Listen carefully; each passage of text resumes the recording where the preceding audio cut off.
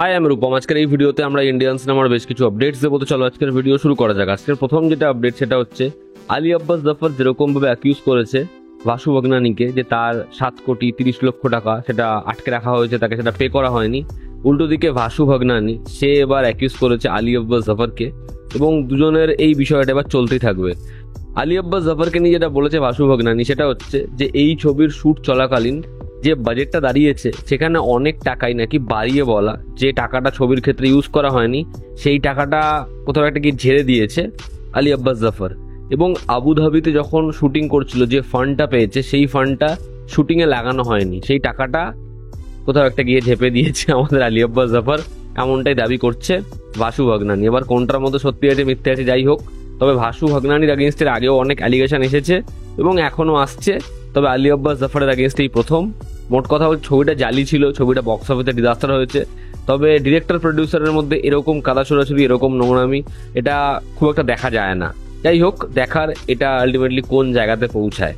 আমরা যদি পরবর্তী আপডেটে আসি, তা 2025 সালে আসবে কাইথি 2, এমনটাই জানিয়েছেন ছবির লিড অ্যাক্টর অর্থাৎ কার্থি। সম্ভবত কাইথি 2তেও আমরা দেখতে পাবো সুরিয়া এবং একসাথে কার্থিকে। দেখার দুজনের এই ফেস অফ বা দুজনের একসাথে স্ক্রিন শেয়ার এটা অডিয়েন্স কিরকম ভাবে এনজয় করে। আমরা যদি পরবর্তী আপডেটে আসি, আগামীকাল একটা টিজার আসবে, টিজার বা ট্রেলার আসবে কন্ট্রোল ছবির, যে ছবিটায় মুখ্য চরিত্র অভিনয় করছে অনন্যা পান্ডে। অনন্যা পান্ডের ছবি নিয়ে আমি কখনো খুব একটা ইন্টারেস্টেড থাকি না, তবে বিষয়টা হচ্ছে এই ছবির পরিচালক আমার পছন্দের পরিচালক বিক্রমাদিত্য মোটওয়ানে। ছবিটা ডিরেক্ট রিলিজ হবে নেটফ্লিক্সে, দেখার এই ছবিটা হয় কেমন। আমরা যদি পরবর্তী আপডেটে আসি, সিংহাম আগেইনে বড় বড় স্টারদের তাবর নাম, তারা তো কেমিউ করছে, তারা ছবিতে থাকছে, তো সেটা তো আমরা জানি। তবে লেটেস্ট আপডেট ওয়াইজ দয়া, সিআইডি খ্যাত দয়া, যাকে আমরা সিংহাম 2তে দেখেছিলাম, তাকেও দেখা যাবে সিংহাম আগেইনে। গেম চেঞ্জার নিয়ে বিশাল বড় সমস্যা রয়েছে শঙ্কর। এই ছবির শুটিংয়ের কাজ সম্পূর্ণভাবে কমপ্লিট হয় এবং ছবির পোস্ট প্রোডাকশনের কাজ শুরু হয়। আজকের লেটেস্ট আপডেট ওয়াইজ এই ছবির পোস্ট প্রোডাকশনের কাজ চলাকালীন শঙ্করের মনে হয় ছবির মধ্যে কিছু সিকোয়েন্স রয়েছে যেগুলোকে রিশুট করার দরকার, সেগুলোকে রিশুট করতে হবে, এবং সে অ্যাপ্রোচ করে রিশুটের জন্য রামচরণকে। বাট রামচরণ এই ছবিটার জন্য অনেক সময় দিয়ে দিয়েছে এবং ছবিটা বারবার ডিলে হয়েছে। এখন ছবিটা ডিসেম্বর আসার কথা, তার মধ্যে ছবিটার এখন আবার রিশুট করার কথা বলছে। রামচরণ পরিষ্কারভাবে জানিয়ে দিয়েছে সে কোনোভাবে রিশুট করতে পারবে না, তার সময় নেই। বোঝা যাচ্ছে ছবিটা ফার্দার সমস্যার মুখে পড়বে।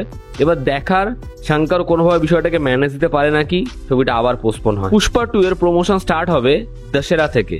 এই ছবির ক্লাইম্যাক্সের পোর্শন যেটা এখন শুট হচ্ছে সেটা কমপ্লিট হবে 27শে সেপ্টেম্বরের মধ্যে, এবং দশেরার আগে ছবির বাদবাকি যে পোর্শনগুলো প্যাচ ওয়ার্ক বাকি থাকবে সেগুলো করা হবে। মোটামুটি অক্টোবরের শুরুর দিকে এই ছবিটার কাজ কমপ্লিট হয়ে যাবে। তো দেখার পুষ্পা 2 সেটা কাজ কমপ্লিট করে প্রমোশন কিরকম ভাবে স্টার্ট করতে পারে।